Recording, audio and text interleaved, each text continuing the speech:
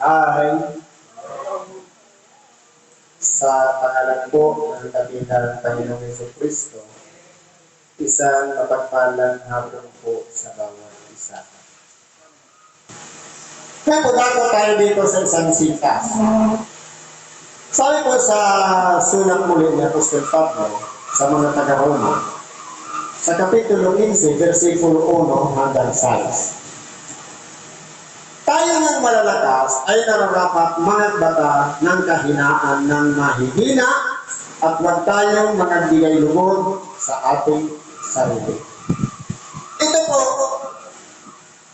pinapahayag ni Apostol Pablo yung level ng bawat isa sa atin.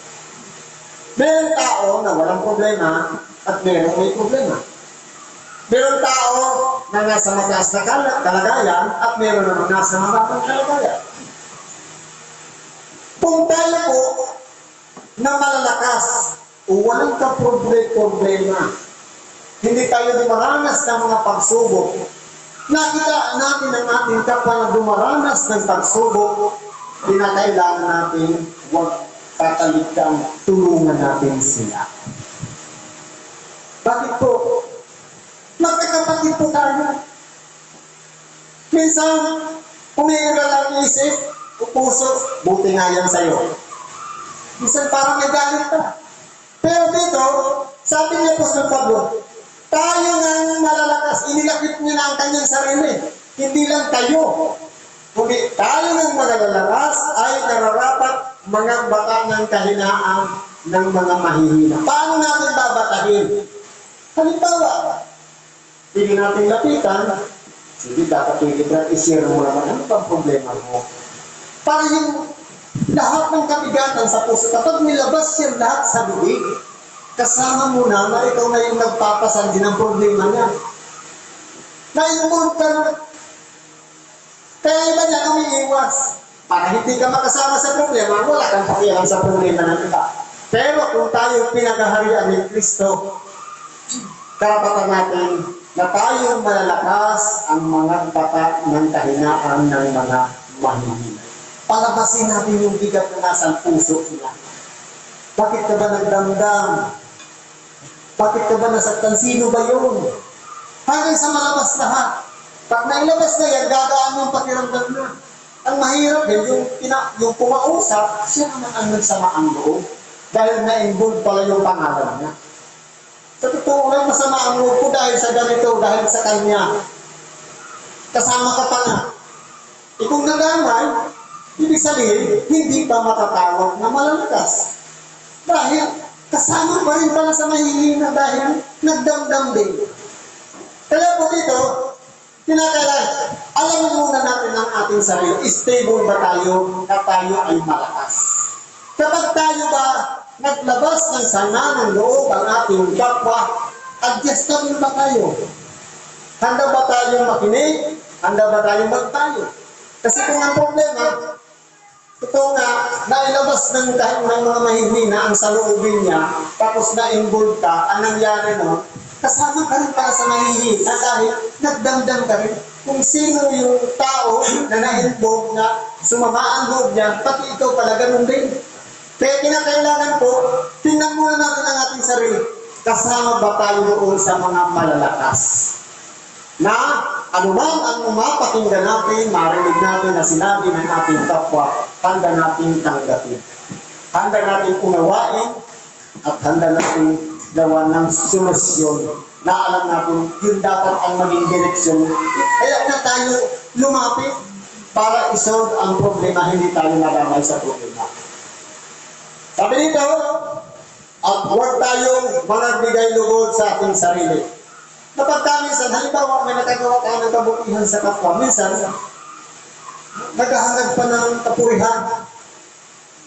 Alam mo ka nga, tinulungan ko siya dahil lumok na lumok sa problema, nagkwento pa.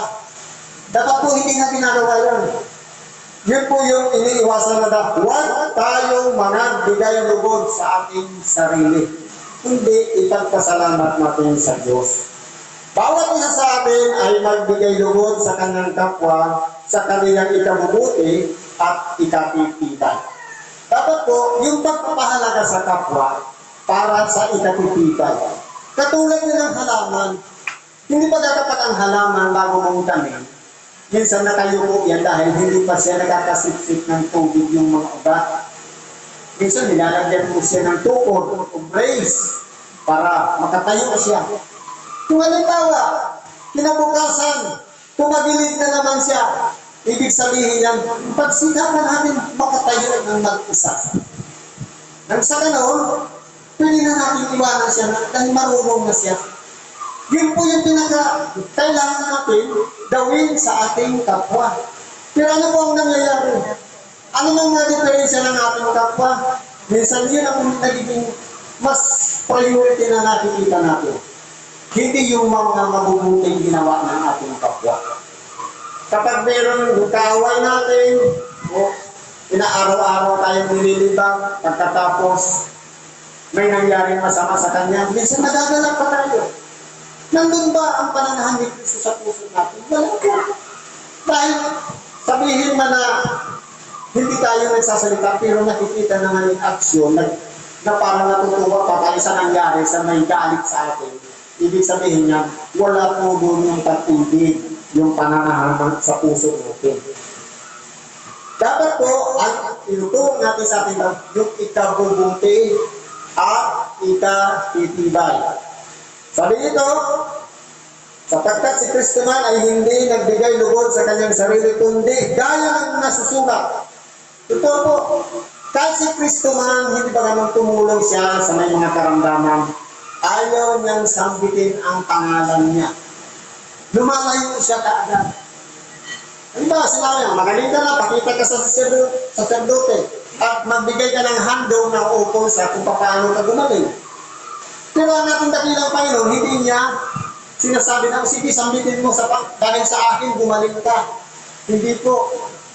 Kundi dapat, manatili na lang tayo magpasalamat sa Diyos dahil may mga natulungan tayo na nangangailangan ng tulong.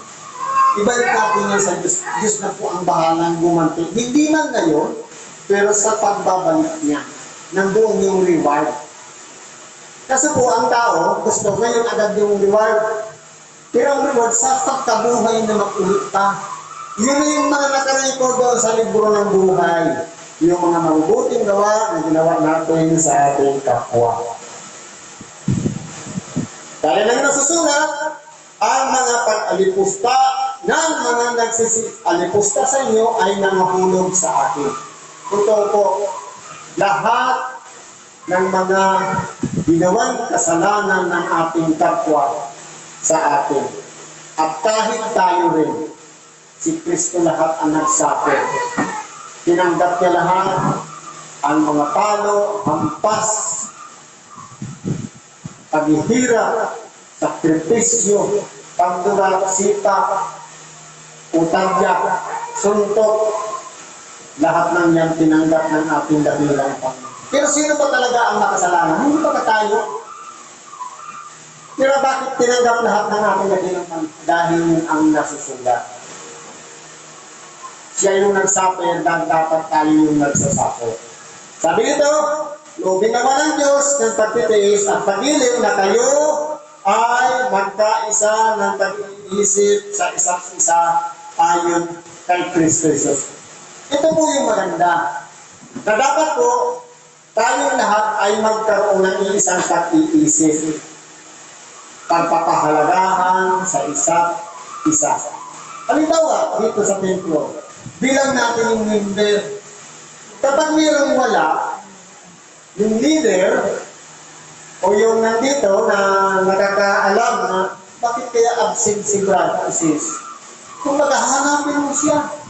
Ngayon, hindi na madali maghanap. Dati noon, hahanapin mo talaga siya manually. Ngayon, may contact na. May messenger. May cellphone number. Madali lang naman contact na. Kahit hindi ka na lumabas. Kung may pagpapahalaga tayo sa isa't isa, tatawagan mo siya, bakit sis absent ka? Bakit nagwala ka ng linggo? Bakit hindi ka nakapagsama? Ibig sabihin yan, kung may pagpapahalaga tayo sa ating kapwa, ayaw natin silang maging absent. Dapat manatili tayong present lahat. Dahil ang gusto natin, lahat tayo sama-sama sa salubog sa ating dakilang Panginoon. Walang maiiwan. Ipinanalangin niya ng ating dakilang Panginoon. Wala ng isa man ang sa kanila'y mapahamak liban sa humanap ng kanyang kapahamakan. Isa lang naman ang ating dakilang Panginoon, hinanap ng alang-alang sa pag-ibig niya sa atin. Sabi dito, upang kayo ay na may isang pag-iisip sa pamamagitan ng isang dinig, ay luwalhatiin ninyo ang Diyos at Ama ng ating Panginoong Hesus Kristo. Kapag nabuo na po yung isang kawan, lahat na palaging present sa templo, doon natin nasasabi na sabay-sabay na natin papupurihan ang Diyos sa pangalan ng ating dakilang Panginoon Hesus Kristo. Ibig sabihin, pinakailangan, andito tayo sabay-sabay na magpupuri. Hindi yung 5 lang, hindi yung 10 lang, kundi dapat buo tayong magpupuri sa pangalan ni Kristo Jesus na ating Panginoon at tagapagligtas. Ibig sabihin, kapag may nawala o nabitaw sa atin na nasa bahay lang, andito tayo. Hindi ibig sabihin na tayo lang ang magpupuri. Dapat kasama natin siya. Kaya yayain natin siya dito sa templo para sabay-sabay tayong magpupuri sa Diyos. Siguro po, hanggang din na lang ang pakikibahagi natin sa oras na ito. Salamat po sa Diyos at anuman ang ating mga kahilingan sa Diyos na walang matupad. Anuman ang ating mga kahilingan naway ihulog natin ang buong puso sa Kanya. At anuman ang ating hinihingi ngayong darating na New Year's. Sabi nga, yung high school, New Year's resolution. Hindi na usang New Year's resolution. Kahit kung matigas ang ulo, kahit isulat mo pa yung sabi ng high school, may New Year's resolution. Kung hindi nagbabago sa sarili, mag-uumpisa po palagi ang pagbabago natin. Salamat po sa Diyos na may kasihan tayo at tulungan niya para magawa natin yung ating New Year's resolution. Isang magandang hapon sa atin natin.